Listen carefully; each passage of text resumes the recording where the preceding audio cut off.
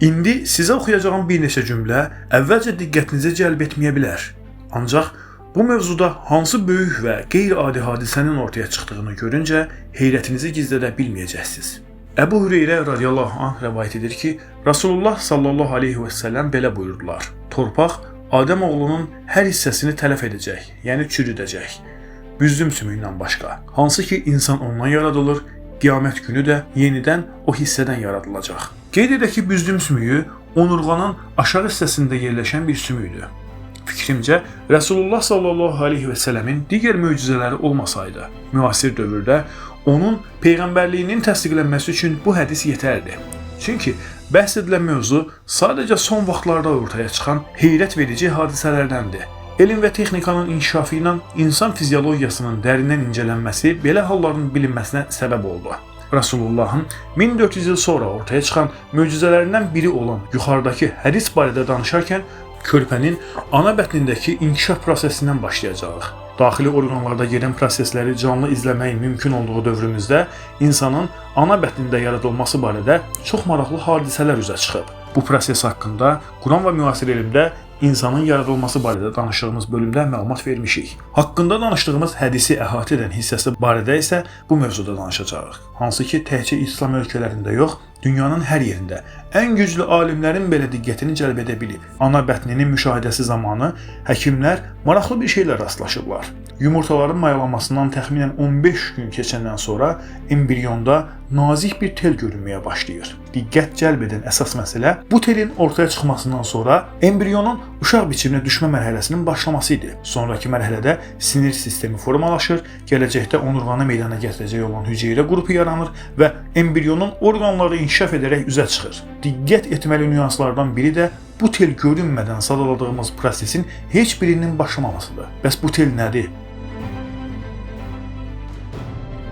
Həkimlər bəhs etdiyimiz nazik telə başlanğıc nöqtəsi adı veriblər. İnkişafın sonraki mərhələsində həmin tel yavaş-yavaş balacalaşır və onurğa sütununun aşağı hissəsində özünə yer tapır. Bir növ orada gizlənir. Sonra bu hissədə kiçik üçbucaq formasında büzdüm sümüyü meydana gəlir. Bir sonraki mərhələdə isə həmin tel gözlə görülməyəcək qədər balacalaşır və büzdüm sümüyünə qarışır. Elə hadisələrin ən maraqlı hissəsi də burada başlayır. Bir neçə il qabaq bir qrup Çinli alim büzdüm sümüyü haqqında çox qeyri-adi bir proseslə rastlaşırlar və büzdüm sümüyünü analiz etməyə başlayırlar. Həmin telin qarışdığı bir sümüyün tərkibini məhv etməyə çalışıblar. Bunun üçün ilk olaraq güclü kimyəvi turşulardan istifadə ediblər.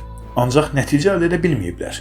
Sonra yüksək dərəcəli odda yandırıblar. Ancaq sümüyün tərkibi məhv olmurdu. Sonra son bir çarə olaraq güclü radiasiya ilə məhv etməyə cəhd etdilər. Ancaq heç bir nəticə almadılar. Büzdüm sümüyünün tərkibini məhv etmək mümkün olmadı.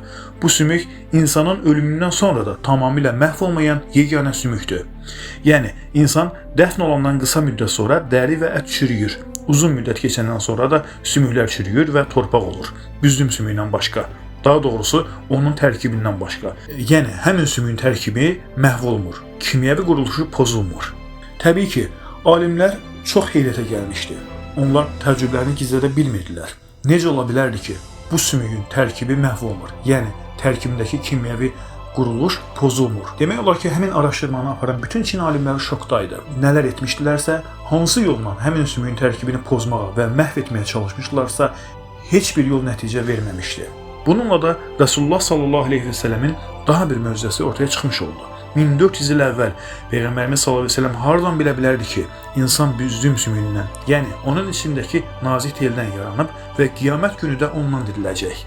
Bu, ancaq daxili orqanlardakı prosesləri dərindən izlənə bilən müasir dövrdə mümkün oldu. Qeyd edək ki, Allah Cəllə Cəlaluhu hər şeyə qadirdir. Hər hansı sümük və ya tərkib olsun olmasın, qiyamət günü Uca Rəbbimiz onu yenidən diriltməyə qadirdir və dirildəcəkdir. Bu kimi möcüzələrin ortaya çıxmasındakı hikmət insanları düşündürməkdir. Bəlkə öyüd alar, iman edərlər deyə. Kimisi bundan ibrət götürər, kimisi də gözlərini bağlayar. Uca Allahın bu cür işarələri möminlərin təbii ki imanını artırar. Qəlbində təkəbbür olmayan hər bir insanın da İslam'a gəlməsinə vəsilə olar.